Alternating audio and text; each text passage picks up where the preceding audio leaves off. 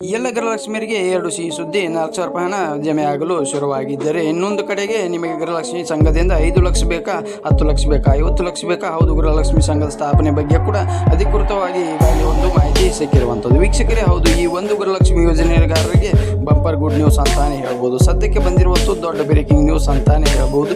ವೀಕ್ಷಕರೇ, ಇನ್ನೊಂದು ಕಡೆಗೆ ರೇಷನ್ ಕಾರ್ಡ್ ಎದ್ದ ಅದರಲ್ಲೂ ಕೂಡ ಅನ್ನಭಾಗ್ಯ, ಫಲಾನುಭವಿಗಳು ಅಕ್ಕಿ ಜೊತೆಗೆ ಈ 6 ವಸ್ತುಗಳನ್ನು ಕೂಡ ಅಂದರೆ ಪೌಷ್ಟಿಕ ಆಹಾರವನ್ನು ಕಿಟ್ ವಿತರಣೆ ಬಗ್ಗೆ ಕೂಡ ಅಪ್ಡೇಟ್ ಬಂದಿದೆ. ಹಾಗೆ ಮುಖ್ಯವಾಗಿ ಒಂದು ರೈತರ ಒಂದು ಪರಿಹಾರವನ್ನು ಕೂಡ ಹಣವನ್ನು ಬಿಡುಗಡೆ ಮಾಡಲು ಸರ್ಕಾರ ನಿರ್ಧಾರ ಮಾಡಿದ್ದು, ಬೆಳೆ ಹಾನಿ ವೈಮಾನಿಕ ಸಮೀಕ್ಷೆ ಕೂಡ ಮಾಡಲಾಗಿದೆ. ರೈತರಿಗೆ 8,500 ಪರಿಹಾರ ಹಣವನ್ನು ಈಗಾಗಲೇ ಘೋಷಣೆಯನ್ನು ಮಾಡಿದ್ದಾರೆ ಮುಖ್ಯಮಂತ್ರಿ ಸಿದ್ದರಾಮಯ್ಯನವರು. ಇದು ಒಂದು ರೈತರಿಗೆ ಭರ್ಜರಿ ಗುಡ್ ನ್ಯೂಸ್ ಆಗಿದ್ದರೆ, ಅದೇ ಥರ ಗ್ಯಾಸ್ ಸಿಲಿಂಡರ್ ದರದಲ್ಲಿ ಮತ್ತೆ ಏರಿಕೆ ಆಗಿರುವಂಥದ್ದು ಶಾಕಿಂಗ್ ಸುದ್ದಿ ಅಂತಾನೆ ಹೇಳ್ಬೋದು. ಹಬ್ಬದ ದಿನವೇ ಗ್ಯಾಸ್ ಸಿಲಿಂಡರ್ LPG ದರ ಏರಿಕೆ ಆಗಿದೆ. ಎಷ್ಟು ಏರಿಕೆ ಆಗಿದೆ, ಮನೆಗೆ ಬಳಸುವ ದರ ಎಷ್ಟಾಗಿದೆ, ಮತ್ತು ಅಂಗಡಿಗಳಲ್ಲಿ, ಹೋಟೆಲ್ನಲ್ಲಿ, ರೆಸ್ಟೋರೆಂಟ್ನಲ್ಲಿ ಎಷ್ಟು ಹೆಚ್ಚಾಗಿದೆ ನೋಡೋಣ ಸ್ನೇಹಿತರೆ. ಮೊದಲ ಅಕ್ಟೋಬರ್ ದಿನದಿಂದಲೇ ಹಲವಾರು ನಿಯಮಗಳನ್ನು ಬದಲಾವಣೆಯಾಗಿ ಭಾರತ ಕರ್ನಾಟಕದಲ್ಲಿ ಹೊಸ ನಿಯಮಗಳ ಬಗ್ಗೆ ಕೂಡ ನೋಡೋಣ. ಈ ವಿಡಿಯೋದಲ್ಲಿ ಆನ್ಲೈನ್ ಗೇಮಿಂಗ್ ಎಲ್ಲ ಬ್ಯಾನ್ ಆಗ್ತಾ ಇದೆ ವೀಕ್ಷಕರೇ. ಹೌದು, ಗೂಗಲ್ ಪೇ ಬಳಸೋರು ಕೂಡ ಇಂಪಾರ್ಟೆಂಟ್ ಅಪ್ಡೇಟ್ ಬರ್ತಾ ಇದೆ. ಇನ್ನೊಂದು ಕಡೆಗೆ IRCTC ಮೂಲಕ ಅಂದರೆ railway ticket online booking app ಇದರಲ್ಲಿ IRCTC ಮೂಲಕ ಅದರ ವೆರಿಫೈಯಿಂಗ್ ಕೂಡ ಕಡ್ಡಾಯವಾಗಿ ಗುಡ್ ನ್ಯೂಸ್ ಕೂಡ ಬಂದಿರುವಂಥದ್ದು. ಅದರ ಬಗ್ಗೆ ಕೂಡ ಇವತ್ತು ನೋಡೋಣ. ಮೊದಲು ಗೃಹಲಕ್ಷ್ಮಿಯರಿಗಂತೂ ಬಂಪರ್ ಗುಡ್ ನ್ಯೂಸ್ ಬಂದಿರುವುದರಿಂದ 2 ದೊಡ್ಡ ಸಿಹಿ ಸುದ್ದಿ ಬಂದಿದ್ದರಿಂದ ವಿಡಿಯೋನು ಕೊನೆ ತನಕ ನೋಡಿ ಮಾತ್ರ. ಅಲ್ಲ, ವಿಡಿಯೋಗೆ ದಯವಿಟ್ಟು ಒಂದೇ ಒಂದು ಲೈಕ್ ಮಾಡಿ. ಹೌದು ವೀಕ್ಷಕರೇ, ಮತ್ತೆ ನಿಮಗೆ ಜುಲೈ ತಿಂಗಳ ಹಣ ಬಂದಿದ್ರೆ ಬೇಗನೆ ಕಮೆಂಟಲ್ಲಿ ಎಸ್ ಅಂತ ಕಮೆಂಟ್ ಮಾಡಿ, ಇಲ್ಲ ಅಂದರೆ ನೋ ಅಂತ ಕಮೆಂಟ್ ಮಾಡಿ. ಎಷ್ಟು ಕಂತು ಬಾಕಿ ಇದೆ ಅದನ್ನು ಕೂಡ ತಿಳಿಸಿ. ಹಾಗೆ ನಮ್ಮ ಚಾನಲ್ಗೆ ಸಬ್ಸ್ಕ್ರೈಬ್ ಆಗಿಲ್ಲ ಅಂದರೆ ಪಕ್ಕದಲ್ಲಿ ಬೆಲ್ ಐಕಾನ್ ಕೂಡ ಕ್ಲಿಕ್ ಮಾಡಿ ಸ್ನೇಹಿತರೆ. ದೊಡ್ಡ ಬ್ರೇಕಿಂಗ್ ನ್ಯೂಸ್ ಏನಪ್ಪ ಅಂದರೆ ಎಲ್ಲ ಗೃಹಲಕ್ಷ್ಮಿಗಳಿಗೆ ಕೂಡ ಬಂಪರ್ ಕೊಡುಗೆ ಅಂತಾನೆ ಹೇಳ್ಬೋದು. ಅಂದರೆ ಗೃಹಲಕ್ಷ್ಮಿ ಫಲಾನುಭವಿಗಳು ಇನ್ನು ಮುಂದೆ ಹಣಕ್ಕಾಗಿ ಬ್ಯಾಂಕ್ಗಳ ಅಲಿದಾಡುವ ಬೇಕಾಗಿಲ್ಲ. ಯಾಕೆಂದರೆ ಸರ್ಕಾರದಿಂದಲೇ ಗೃಹಲಕ್ಷ್ಮಿಯರ ಸಹಕಾರ ಸಂಘವನ್ನು ಸ್ಥಾಪನೆ ಮಾಡುವುದಾಗಿ ಅಧಿಕೃತವಾಗಿ ಕರ್ನಾಟಕ ಕಾಂಗ್ರೆಸ್ ಟ್ವೀಟ್ನಲ್ಲಿ X ಖಾತೆಯಲ್ಲಿ ಬರೆಯಲಾಗಿದೆ. ಗೃಹಲಕ್ಷ್ಮಿಯರ ಸ್ವಯಂ ಉದ್ಯಮದ ಕನಸಿಗೆ ಕಾಂಗ್ರೆಸ್ ಸರ್ಕಾರ ಆರ್ಥಿಕ ಚೈತನ್ಯ ತುಂಬಿರುವಂಥದ್ದು. ಅಂದರೆ ಗೃಹಲಕ್ಷ್ಮಿ ಯೋಜನೆ ಫಲಾನುಭವಿಗಳಿಗೆ ಸ್ವಯಂ ಉದ್ಯಮಗಳಿಗಾಗಿ ಮಾಡಿ ಸ್ವಾವಲಂಬಿ ಸಾಧಿಸುವಂತೆ ಮಾಡಲು ರಾಜ್ಯ ಕಾಂಗ್ರೆಸ್ ಸರ್ಕಾರ ಸಹಕಾರ ಸಂಘ ಸ್ಥಾಪನೆ ಒಂದು ಮಹತ್ವ ಹೆಜ್ಜೆಯನ್ನು ಇಟ್ಟಿರುವಂಥದ್ದು. ಹೌದು ವೀಕ್ಷಕರೇ, ಹೆಚ್ಚಿನ ಮಟ್ಟದಲ್ಲಿ ಉದ್ಯಮ ನಡೆಸಲು ಸಾಲ ಸೌಲಭ್ಯ ಕಲ್ಪಿಸಲು ರಾಜ್ಯ ಕಾಂಗ್ರೆಸ್ ಸರ್ಕಾರವು ಶೀಘ್ರದಲ್ಲಿ ಗೃಹಲಕ್ಷ್ಮಿ ಸಹಕಾರ ಸಂಘಗಳನ್ನು ಸ್ಥಾಪಿಸಲಿದೆ ಅಂತ ಇಲ್ಲಿ ಟ್ವಿಟರಲ್ಲಿ ಬರೆಯಲಾಗಿದೆ. ಬೇಕಾದರೆ ನೀವು ಕೂಡ ಸ್ಕ್ರೀನ್ ಮೇಲೆ ನೋಡ್ತಿರಬಹುದು. ಸಾಮಾಜಿಕ ಬೇಕಾಗುತ್ತಿದೆ. ಗೃಹಲಕ್ಷ್ಮಿ ಸ್ವಯಂ ಉದ್ಯಮದ ಕನಸಿಗೆ ಕೈ ಬಲ ಸಿಗ್ತಾ ಇದೆ. ಫಲಾನುಭವಿಗಳಿಗೆ ಸಹಕಾರ ಸಂಘ ಸ್ಥಾಪನೆ, ಮಹಿಳೆಯರಿಗೆ ಕೂಡ 5 ರಿಂದ 50 ಲಕ್ಷದವರೆಗೆ ಕೂಡ ಸಾಲ ಸೌಲಭ್ಯ, ಮಹಿಳಾ ಮತ್ತು ನಬಲೀಕರಣದತ್ತ ದಿಟ್ಟ ಹೆಜ್ಜೆ ಅಂತ ಬರೆಯಲಾಗಿದೆ. ಇದು ಎಲ್ಲ ಗೃಹಲಕ್ಷ್ಮಿಯರಿಗೆ ಬಂಪರ್ ಕೊಡುಗೆ ಅಲ್ಲ ಅಂದರೆ ಮತ್ತೇನು? ಹೌದು ವೀಕ್ಷಕರೇ, ಇದು ಅಧಿಕೃತವಾಗಿ ಟ್ವಿಟ್ಟರಲ್ಲಿ ಬರೆದಿರುವುದರಿಂದ ಎಷ್ಟು ದಿನ ಈ ಒಂದು ಮಾಹಿತಿ ಮೊದಲಿಗೆ ಲಕ್ಷ್ಮೀ ಹೆಬ್ಬಾಳ್ಕರ್ ಅವರು ಮೊದಲನೇ ಹೇಳಿದ ಹಾಗೆ ಸಹಕಾರ ಸಂಘವನ್ನು ಸ್ಥಾಪನೆ ಮಾಡ್ತೀವಿ ಅಂತ ಈಗ ಕರ್ನಾಟಕದ ಕಾಂಗ್ರೆಸ್ ಅಧಿಕೃತವಾಗಿ ಟ್ವಿಟರ್ ಖಾತೆಯಲ್ಲಿ ಬರೆಯಲಾಗಿದೆ. ಸೊ ಇಲ್ಲಿ ಗೃಹಲಕ್ಷ್ಮಿಯರಿಗೆ ಒಂದು ಸಂಘದ 50 ಲಕ್ಷ ರೂಪಾಯಿಯನ್ನು ಸಾಲವನ್ನು ಸರ್ಕಾರದಿಂದ ವಿತರಣೆ ಮಾಡಲಾಗುತ್ತದೆ ಅಂತ ಇಲ್ಲಿ ಹೇಳಲಾಗಿದೆ. ಮಹಿಳೆಯರಿಗೆ 5 ರಿಂದ 50 ಲಕ್ಷ ರೂಪಾಯಿವರೆಗೆ ಸಾಲ ಇದು ಗೃಹಲಕ್ಷ್ಮಿಯರಿಗೆ ಮಾತ್ರ ಅಂತಾನೆ ಹೇಳ್ಬೋದು. ಯಾಕೆಂದರೆ ಇದು ಗೃಹಲಕ್ಷ್ಮಿಯರ ಸಹಕಾರ ಸಂಘವಾಗಿರುತ್ತದೆ. ಇನ್ನೊಂದು ಕಡೆಗೆ 4,000 ರೂಪಾಯಿ ಹಣ, 2 ಕಂತನ್ನು ಹಣ ಯಾವಾಗ ಜಮೆ ಆಗುತ್ತದೆ ಇದರ ಬಗ್ಗೆ ಕೂಡ ಬಂಪರ್ ಸುದ್ದಿ ಅಂತಾನೆ ಹೇಳ್ಬೋದು. ವೀಕ್ಷಕರೇ, ಇನ್ನೇನು ದೀಪಾವಳಿ ಬಂದೇ ಬಿಡ್ತು. ಈಗಾಗಲೇ ದಸರಾ ಹಬ್ಬಕ್ಕೆ ಅಂತ ಜುಲೈ ತಿಂಗಳು ಕಂತಿನ ಹಣವನ್ನು ಕೂಡ ಜಮೆ ಮಾಡಿದ್ದು ಆಯಿತು. ಎಲ್ಲರೂ ಅಕೌಂಟ್ಗೂ ಕೂಡ ಹಣ ಬಂದಿದೆ. ಹೌದು ವೀಕ್ಷಕರೇ, ಜೂನ್ ತಿಂಗಳ ಹಣ ವರಮಹಾಲಕ್ಷ್ಮಿ ಹಬ್ಬದ ಸಮಯದಲ್ಲಿ ಹಾಕಲಾಗಿತ್ತು.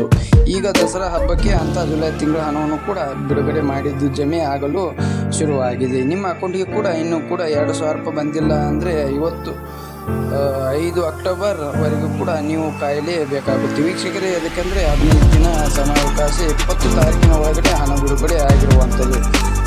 ಇನ್ನು ಆಗಸ್ಟ್ ತಿಂಗಳು ಕೂಡ ಮಾತ್ರ ಬಾಕಿ ಆಗಿರುವಂಥದ್ದು ವೀಕ್ಷಕರೇ. ಈ 1 ಆಗಸ್ಟ್ ತಿಂಗಳು ಕೂಡ ಹಣವನ್ನು ಕೂಡ ಶೀಘ್ರದಲ್ಲಿ ಬಿಡುಗಡೆ ಮಾಡಲಾಗುತ್ತದೆ. ದೀಪಾವಳಿ ಹಬ್ಬದ ವೇಳೆಗೆ ಬಿಡುಗಡೆ ಮಾಡುವ ಸಾಧ್ಯತೆ ಕೂಡ ಇಲ್ಲಿ ಕಂಡು ಬರ್ತಾ ಇದೆ ವೀಕ್ಷಕರೇ. ಇದು ಒಂದು ನಿಮಗೆ ಗೊತ್ತಿರಲಿ ಇಂಪಾರ್ಟೆಂಟ್ ಅಪ್ಡೇಟ್. ಇನ್ನೂ ಸೆಪ್ಟೆಂಬರ್ ಕಂತಿನ ಹಣ ಬಗ್ಗೆ ಇನ್ನೂ ಅಪ್ಡೇಟ್ ಬಂದಿಲ್ಲ. ಇನ್ನೂ ಅನ್ನಭಾಗ್ಯ ಫಲಾನುಭವಿಗಳು ಕೂಡ ಬಂಪರ್ ಸಿಹಿ ಸುದ್ದಿ ಅಂತಾನೆ ಹೇಳ್ಬೋದು. ಯಾಕಂದರೆ ಪೌಷ್ಟಿಕವುಳ್ಳ ಆಹಾರ ಕಿಟ್ ವಿತರಣೆ ಬಗ್ಗೆ ಸರ್ಕಾರ ಮಟ್ಟದಲ್ಲಿ ತುಂಬಾ ದೊಡ್ಡ ಚರ್ಚೆ ನಡೀತಾ ಇದೆ. ಹೌದು, ಅನ್ನಭಾಗ್ಯ ಯೋಜನೆಯಲ್ಲಿ ಕೆಲವು ಬದಲಾವಣೆಯನ್ನು ಮಾಡಲು ಸರ್ಕಾರ ಮುಂದಾಗಬಹುದು. ಈಗಾಗಲೇ ಅನರ್ಹರನ್ನು ತೆಗೆದು ಹಾಕಲಾಗಿದೆ. ಇದೇ ನಿಮಗೆಲ್ಲ ಗೊತ್ತಿರೋ ಹಾಗೆ ಈಗಾಗಲೇ ಅನರ್ಹರನ್ನು 12 ಲಕ್ಷ ಕಾರ್ಡುಗಳು ಕೂಡ ಈಗಾಗಲೇ ಈ BPL APL ಮಾಡಲಾಗ್ತಾ ಇದೆ. ಅನರ್ಹರಿಗೆ ಅನ್ನಭಾಗ್ಯ ಫಲಾನುಭವಿಗಳಿಗೆ ಅನರ್ಹರಿಗೆ ಅನ್ನಭಾಗ್ಯ ಸಿಗುವುದಿಲ್ಲ ಅಂತಾನೆ ಹೇಳ್ಬೋದು. ಇನ್ನೊಂದು, ಅನರ್ಹರಿಗೆ ಅಕ್ಕಿಯನ್ನು ಪ್ರಮಾಣದಲ್ಲಿ ಕಡಿಮೆ ಮಾಡಬಹುದು. ಅಂದರೆ 10 kg ಅಕ್ಕಿ ಬದಲಿಗೆ 5 kg ಅಕ್ಕಿಯನ್ನು ವಿತರಣೆ ಮಾಡಿ ಇನ್ನೂ 5 kg ಅಕ್ಕಿ ಇರುತ್ತಲ್ಲ ಅದರ ಬದಲಾಗಿ ಉಪ್ಪು, ಸಕ್ಕರೆ, ಕಾಫಿ ಪುಡಿ, ಟೀ ಪುಡಿ, ಅಡುಗೆ ಎಣ್ಣೆ, ಬೇಳೆ, ಜೋಳ, ರಾಗಿ ಆಯಿತು. ಪ್ರದೇಶ ತಕ್ಕಂತೆ ಉತ್ತರ ಕರ್ನಾಟಕ ಭಾಗದಲ್ಲಿ ಅಕ್ಕಿ ತುಂಬ ಜನ ಯೂಸ್ ಮಾಡುತ್ತಾ ಇಲ್ಲ. ತುಂಬ ಜನರು ಜೋಳನೇ ರೊಟ್ಟಿ, ಚಪಾತಿ ಯೂಸ್ ಮಾಡ್ತಾ ಇದ್ದಾರೆ. ಇನ್ನು ಮುಂದೆ ಕಡೆಗೆ ದಕ್ಷಿಣ ಕರ್ನಾಟಕ ಭಾಗದಲ್ಲಿ ಜೋಳ ಮಾಡುವುದಿಲ್ಲ, ಅಲ್ಲಿ ರಾಗಿ ಯೂಸ್ ಮಾಡ್ತಾರೆ. ಸೊ ಆಯ್ತಾ, ಪ್ರದೇಶದಲ್ಲಿ ತಕ್ಕಂತೆ ಅನ್ನಭಾಗ್ಯವನ್ನು ಬದಲಾವಣೆಯಲ್ಲಿ ಮಾಡಬಹುದು. ಸರ್ಕಾರದ ಮಟ್ಟದಲ್ಲಿ ಇಂದಿನ ಆಹಾರ ಕಿಟ್ಟು ವಿತರಣೆ ಬಗ್ಗೆ ಕೂಡ ತುಂಬ ದೊಡ್ಡ ಮಟ್ಟದಲ್ಲಿ ಚರ್ಚೆ ನಡೀತಾ ಇದೆ. ಮುಂದಿನ ಬರುವ ದಿನಗಳಲ್ಲಿ ಶೀಘ್ರದಲ್ಲಿ ಅನ್ನಭಾಗ್ಯ ಯೋಜನೆ ಮೇಜರ್ ಸರ್ಜರಿ ಆಗಲಿದೆ. ಅಂದರೆ ಅನ್ನಭಾಗ್ಯ ಯೋಜನೆ ಅಡಿಯಲ್ಲಿ ಸ್ವಲ್ಪ ಬದಲಾವಣೆಯನ್ನು ಮಾಡಲಾಗುತ್ತೆ. ಅಕ್ಕಿಯನ್ನು ಕಾಳಸಂತೆಯಲ್ಲಿ ಮಾರಾಟ ತಡೆಗೆ ಮತ್ತೆ ಅಕ್ಕಿ ದುರ್ಬಳಕೆ ಮಹತ್ವ ಒಂದು ಕ್ರಮವನ್ನು ತೆಗೆದುಕೊಳ್ಳುತ್ತೇವೆ ಅಂತ ಹೇಳಲಾಗ್ತದೆ. ವಿದೇಶಕ್ಕೂ ಕೂಡ ಅಕ್ಕಿ ಎಕ್ಸ್ಪೋರ್ಟ್ ಆಗ್ತಾ ಇರುವಂಥದ್ದು ಈ ಒಂದು ಪಡಿತರ ಏನಿದೆ ನೋಡಿ, ಬೇರೆ ದೇಶಕ್ಕೂ ಕೂಡ ಎಕ್ಸ್ಪೋರ್ಟ್ ಆಗ್ತಾ ಇದೆ. ಇನ್ನು ನಗರ ಪ್ರದೇಶಗಳಲ್ಲಿ 1000 ಚದರಕ್ಕಿಂತ ಸ್ವಂತ ಮನೆ ಇದ್ದವರ BPL ಕಾರ್ಡ್ APL ಕಾರ್ಡ್ ಆಗ್ತಾ ಇದೆ.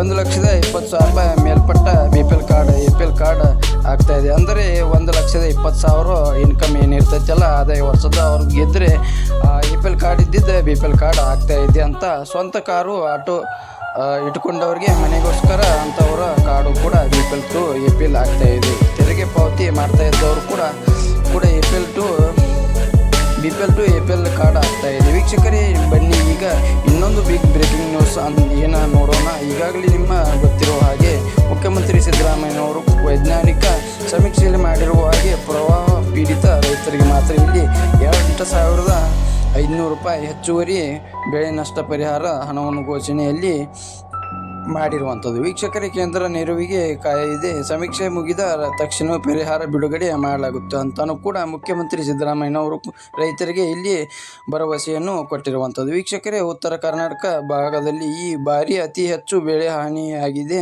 ಹೌದು, ಪ್ರಾಥಮಿಕ ವರದಿಯಲ್ಲಿ ನೋಡೋದಾದರೆ ನಮ್ಮ ಕರ್ನಾಟಕದಲ್ಲಿ ಅತಿಕೃಷ್ಟವಾಗಿ 10 ಲಕ್ಷ ಹೆಕ್ಟರ್ ಬೆಳೆ ಹಾನಿಯಾಗಿರುವಂಥದ್ದು. ಉತ್ತರ ಕರ್ನಾಟಕದಲ್ಲಿ 8 ಜಿಲ್ಲೆಗಳು ಕೂಡ 9 ಲಕ್ಷ ಹೆಕ್ಟೇರ್ ಪ್ರದೇಶದಲ್ಲಿ ಬೆಳೆ ಹಾನಿ ಆಗಿರುವಂಥದ್ದು. ವೀಕ್ಷಕರೇ, ನಷ್ಟ ಅನುಭವಿಸಿದ ಬೆಳೆ ಹಾನಿಯಾದ ಎಲ್ಲ ರೈತರಿಗೂ ಪರಿಹಾರ ಪಾವತಿಸಲು ಸರ್ಕಾರ ಬದ್ಧವಾಗಿದೆ ಅಂತಾನೂ ಕೂಡ ಇಲ್ಲಿ ಹೇಳಿರುವಂಥದ್ದು.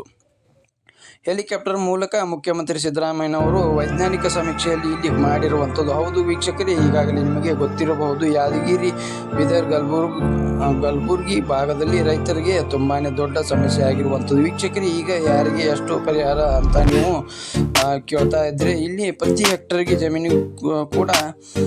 ಜಮೀನು ಇದ್ದರೆ ಅಂಥವ್ರಿಗೆ ವಿಸ್ತೀರ್ಣ ಕಡೆಯಿಂದ 8,500 ರೂಪಾಯಿ, ರಾಜ್ಯ ಸರ್ಕಾರದಿಂದ ಒಟ್ಟು 17,000 ರೂಪಾಯಿ ಕೃಷಿ ಜಮೀನು ಇದ್ದ ರೈತರಿಗೆ ಬೆಳೆ ಹಾನಿಯಲ್ಲಿ ಪ್ರತಿ ಹೆಕ್ಟರ್ಗೆ ಹಣ ಸಿಗಲಿದೆ. ಇನ್ನು ನೀರಾವರಿ ಜಮೀನು ಇದ್ದ ರೈತರಿಗೆ ಬೆಳೆ ಹಾನಿಯಾಗಿದ್ದ ಪ್ರತಿ ಹೆಕ್ಟರ್ಗೆ 17,500 ರೂಪಾಯಿ ಕಡೆಯಿಂದ ಕೊಡಲಾಗ್ತದೆ. ಅಂದರೆ ಎಫ್ ಕಡೆಯಿಂದ 8,500 ರೂಪಾಯಿ ರಾಜ್ಯ ಸರ್ಕಾರದಿಂದ ಟೋಟಲ್ ಆಗಿ ಇಲ್ಲಿ 25,500 ರೂಪಾಯಿ ಒಟ್ಟಿಗೆ ಪ್ರತಿ ಹೆಕ್ಟರ್ಗೆ ನೀರಾವರಿ ಜಮೀನಿಗೆ ಕೊಡಲಾಗ್ತಿದೆ ಅಂತ.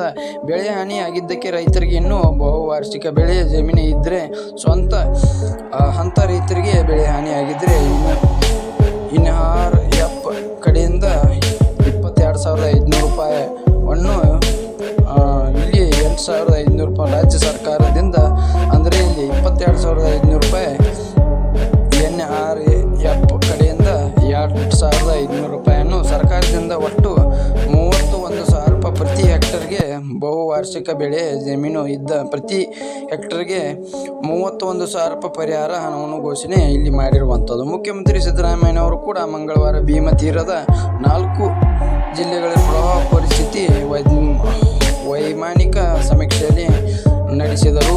ಹೆಲಿಕಾಪ್ಟರ್ ಮೂಲಕ ಇನ್ನೂ ರಾಜ್ಯಕ್ಕೆ ಪರಿಹಾರ ಒದಗಿಸುವಂತೆ ಕೇಂದ್ರ ಸರ್ಕಾರಕ್ಕೂ ಮನವಿ ಮಾಡಲಾಗುವುದು. ಸಮೀಕ್ಷೆ ಪೂರ್ಣಗೊಂಡ ನಂತರ ಹಾನಿ ಅಂದಾಜು ಲೆಕ್ಕ ಹಾಕಿ ಮನವಿ ಸಲ್ಲಿಸುವ ಬಗ್ಗೆ ನಿರ್ಧಾರ ಮಾಡಲಾಗಿದೆ ಅಂತಾನೂ ಕೂಡ ಇಲ್ಲಿ ಹೇಳಿರುವಂಥದ್ದು. ವೀಕ್ಷಕರೇ, ಇನ್ನು ಸಿಲಿಂಡರ್ ದರದಲ್ಲಿ ಮತ್ತೆ ಏರಿಕೆ ಆಗಿರುವಂಥದ್ದು ಹಬ್ಬದ ದಿನದಂದು ಏರಿಕೆ ಆಗಿದೆ. ಅದರಲ್ಲಿ ಒಂದು ಗುಡ್ ನ್ಯೂಸ್ ಏನಪ್ಪ ಅಂದರೆ, ಮನೆಗೆ ಭಾಳಷ್ಟು ಗ್ಯಾಸ್ ಸಿಲಿಂಡರ್ ದರದಲ್ಲಿ ಯಾವುದೇ ರೀತಿ ಇಳಿಕೆ ಇಲ್ಲ.